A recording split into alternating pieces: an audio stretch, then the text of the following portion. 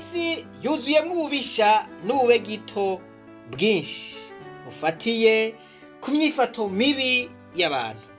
Ariko none ni gute iyo myifato yohinduka? Abari bafise ingeso mbi, abigenza nabi bagahinduka bakitwara neza. Kugira ngo twishuri iki kibazo, nagomba ndabatera inkuru ivuga ngo impinduka inyegeje, impinduka itagaragara. Umutwe w'amajambo mu rurimi rw'icongereza uvuga ngo unseen revolution. Habaye umugabo yitwa Elias. Ntiyari umunyapolitike, ntiyari umugwizatunga, ntiyari umupasitori, eka mbere ntiyari n'umugiraneza umwe bita umufilantrope. Elias yari watanguje viziyo canke umuvisionnaire, yizera yuko vyose bishobora guhinduka biciye mu bikino. Yizera ko ibikino bishobora guhindura isi. Yari afise intego imwe rudende yo gushiraho umugwi w'abakinyi bakina bacishije ubutumwa mu mavideo canke mu mareresi, aho abo bakinyi berekana ingeso mbi z'abantu hanyuma bagatanga icigwa kugira ngo ubuzima bw'abo bantu buhinduke. Mu gihe Elias rero yari afise iryo yerekwa, yaciye akoranya abanyempano bakina babicishije mu mareresi. Muri abo harimwo abafise ubumenyi butandukanye. Emily yari umuhinga uwo bita umustratege, yandi majambo bamwita strategy expert. Mercus yari umuhinga mu bidukikije. Ria yategura inkuru akongera akaba n'umwanditsi w'ibikino. Raja na Rabu barabahinga mu gufata amasanamu, abo bita abacameraman. Christophe yari umuhinga mu kubaka video canke amareresi. Hamwe n'ababakinyi rero umwe wese bivanye n'igikorwa ashoboye gukina. Bose hamwe bagira umugwi bise the change makers. Mu yandi majambo change makers n'abahindura ibintu. Umugambi wari uguhindura ubuzima bw'abantu biciye mu bikino, ariko ibikino bidasanzwe, aho abakinyi bishira mu kibanza c'abandi bantu bagakina ubuzima bwabo bwa misi yose, mu bikorwa vyabo vya misi yose, bakerekana imyifato itabereye, bakerekana ubuhemu, bakerekana ukwikunda, bakerekana ishari, bakerekana inzigo, bakerekana urwanko, bakerekana amacakubiri, babicishije muri vya bikino, bagaca berekana n'ingaruka mbi bishobora gutera mu kibano. Ariko ntibahereze ngaho, bagaca berekana n'umuti canke n'inyishu. Ngivyo ivyiyumviro Elias yari afise. Ngivyo ivyo Elias yagomba gushira mu ngiro abicishije mw'ico gikorwa. Naho Elias yari afise uwo mwete n'umwitwarariko kugira ngo ikibano canke ubuzima bw'abantu buhinduke, yagize arabwira abantu uwo mugambi kugira ngo bamufate mu mugongo. Abantu birabira hirya, batangura kwitwengera bavuga bati, mbega ibikino biciye mu mareresi n'iryari vyahinduye ubuzima bw'abantu. Ico ciyumviro ca Elias rero baragisuzuguye cane, bamubwira bati aho uriko urata umwanya, bati ahubwo mbere wewe urakwiye kujana kwa muganga bakaraba yuko ukomeye neza mu mutwe. Elias niko kugerageza kubisigurira abanyamitahe. Abo nabo nyene ntibabona neza ivyo ari vyo. Eka n'abagenzi ba Elias ntibabitahura kuko ibintu nk'ivyo batari bamenyereye kubibona. Abo bose bamaze kumurabira irari bakamwankira kumufata mu mugongo, Elias ntiyaciye abirekera ngaho. Yarabandanije ategura wa mugwi wiwe, batangura gukora, bakamara amasaha n'amasaha biyumvira amasenariyo y'ibibazo bihanze ico kibano cabo. Mu kubigerageza baravuga bati reka twihere ko twebwe ubwacu nyene kugira ngo tubanze turabe ukuntu imyifato yacu mibi igira ingaruka mbi ku bandi bantu. Aho ubutumwa Elias yagomba gutanga yagomba kwerekana yuko ihinduka nyahinduka ihera mu muntu wenyene hanyuma akajyandukiza abandi. Barabandanya bamaze guca mu bitoroshe kubera ata buryo bari bafise, basohora igikorwa ca mbere canke igikino ca mbere bise icirore c'imishaha. Niko guca bagishira ku mbuga ngurukana bumenyi. Ubwa mbere kirabwa n'abantu bake cane, ariko abo nyene bamaze kukiraba haba ikintu gikomeye. Ico gikino nyigisho cakoze ku buzima bwabo. Abahorana ishavu barahinduka, basubira kuba abantu b'imyifato myiza kuko bari babonye mw'ico gikino amakosa bahora bakora. Batangura kumva ubushobozi bwo guhinduka, batangura gushinga intahe bavuga ingene ico gikino cabafashije guheba imyifato mibi bari bafise. Mu nyuma bahitamwo kuba abantu bagahore, abantu batekereje. Haciye iminsi ca gikino gitangura gushikira n'abandi, kirakwira ku mbuga ngurukana bumenyi, gihindura ubuzima bwa benshi. Abenshi bashinga intahe, niko guca nabo bagira inguvu zo gukora ibindi bikino vyinshi. Abantu bakunda ca gikino kuko cariko kirabafasha guhindura ingendo. Abari bafise ubwibone biga guca bugufi, abari bafise urwanko abikumirako, imiryango yari yaratatanye, bizinesi zari zarahomvye, vyose bisubira ku rutonde. Mu gihe hariko haraba izo mpinduka zikomeye, abantu bose batwenze Elias na wa mugwi wiwe bavuga yuko bariko baratumwanya ivyo bintu ko atakizovamwo, bakavuga ko ataco bizohindura ku buzima bw'abantu. Abo bantu rero ico gihe bamaze kubona impinduka ikomeye yari kwiraba, bicuza bibaza igituma batafashe mu mugongo iryo yerekwa rya Elias. Kubera ubuzima bwa benshi bwariko burahinduka, abanyapolitike, abarongozi, abamenyekana canke abacerebre canke the celebrities, abagwizatunga batangura gufata mu mugongo ca gikino kuko bari batahuye ukuntu ico gikino kiriko kiratuma abantu bahindura ingendo mu kibano.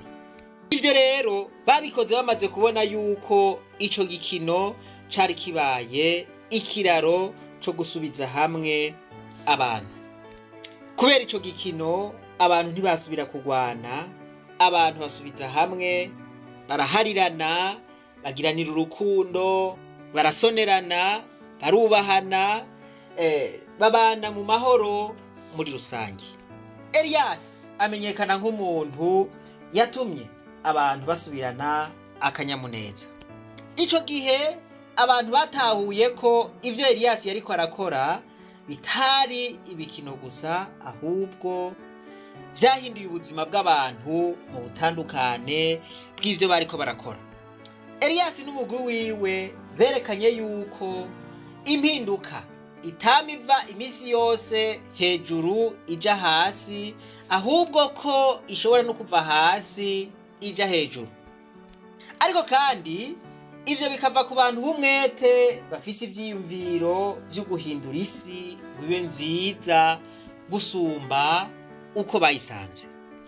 Uko imisi yagenda niko ca gikino caguma gikora ku mitima ya benshi. Mu mihinga itandukanye y'isi batangura kukimenya, naho Elias na wa mugwi batanguye bitoroshe. Ico gihe batangura kumenyekana no ku rwego mpuzamakungu kuko ico gikino cari camaze kurandagata hose. ku mbuga ngurukana bumenyi gitangura kurabwa cane, abantu batangura kukivuganako mu mashure, mu manama, mu buzi butandukanye, mu mahinguriro atandukanye, batangura kubatumira aha na hariya kugira ngo baje guhanura mu masosiyete, mu mashure batangura kugira amaprograme bisunze vya bikino. Eka ivyo bikino vyigisha abatari bake mu mihingo itandukanye y'isi. Abavyeyi, abana, abakozi, abakoresha, abubatse bashinga intahe ingene ivyo bikino vyabahinduye. Ico gihe abantu batahura ubushobozi bw'impinduka iciye mu bikino, bamaze kubona ingene abantu bahanye imbabazi, ingene basubije hamwe, ingene batekereje, ingene bubahana, ingene babaye abizigirwa, ingene bakundana, ingene bafashanya, batahura ko ya mbono ya Elias yari y'ukuri. Umunsi umwe rero Elias atumirwa mu nama ikomeye y'abantu bahinduye ubuzima bw'abandi. Agize araraba asanga ari imbere y'ishengero rinini, yisanga ari imbere y'abahambaye. Abo bose bari barindiriye kuraba umuntu yakoze ca gikino kibaryohera. Muri uwo mwanya Elias yaratangaye cane, arabura ingene yifata, ikiroroge kiramufata, akorora n'amosozi y'umunezero. Ari imbere abantu baraheza bakomera amashi rimwe nk'ikimenyetso c'uko ca gikino cabakoze ku mitima. Change makers rero ntibagize impinduka biciye mu nguvu, bagize impinduka biciye mu bikino vyahinduye imitima y'abantu, birayijanjagura, abantu bicisha bugufi, abantu baratahurana mu rukundo no mu kubahana, hanyuma babana amahoro. Elias na wa mugwi wiwe bamenyekana hose nk'abakoze impinduka ikomeye mu buzima bw'abandi bantu. Bamenyekana nk'ababaye inkingi z'amahoro, bamenyekana nk'ababaye ababanguranya. Dusubire twibukanye bwa butumwa bwa Elias agitangura, bwari bworoshe. Yavuga ati ubushobozi nyabwo nubwo kubanza kwihindura wewe nyene imbere yuko uhindura abandi. Nuko murumvise inkuru ya Elias n'umugwi wiwe. Umutwe w'amajambo twavuze ngo unseen revolution, ihinduka ritagaragara mugabo ihinduka rimenagura imitima y'abantu. Voilà, ubuzima bwa misi yose ihinduka riripfa kwibonekeza, ihinduka rihera mu mitima y'abantu. Urugamba rwa mbere wokora mu guhindura ubuzima bw'abantu n'urugamba rwo gushikira imitima yabo. Iyo ushoboye gushikira imitima yabo, n'ibindi ushobora kubishikako vyoroshe. Ugomba uri kurakora urugamba rw'intambara, ugomba ufise ikoho bimwe bihambaye, ntushobora guhindura ubuzima bw'abantu udahinduye canke udakoze ku mitima yabo bwa mbere. Bimwe rero kubikora ku mitima y'abantu n'ugutanga ubutumwa ubucishije mu bikino.